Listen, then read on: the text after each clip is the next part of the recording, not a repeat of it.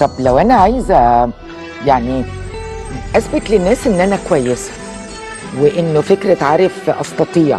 البني ادم اللي ما بيصدقش نفسه بيبقى عايش في حياه مزعجه، بيحس ان هو بيراقب كل التفاصيل اللي موجوده في حياته، عايز يقنع ده ان هو كويس وعايز يقنع ده ان هو قادر، ودايما ما بيكونش في حاله نفسيه جيده لانه طول الوقت بيجاهد نفسه عشان يثبت للناس عكس اللي جواه.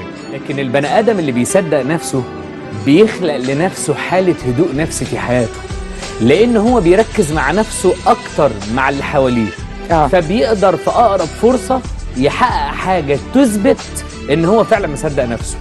يعني انت النهارده عشان تصدق نفسك انت لازم يكون حواليك وسط مناسب لده، ما تبقاش مركز، ما انتش محتاج تقنع فلان انت بتعمل ايه، ولا محتاج تبرر انت عملت ايه، ولا محتاج انك تاخد خطوه في اتجاه حاجه عشان تقول لفلان لا لا لا لا لا، انت محتاج تاخد خطوه تجاه نفسك.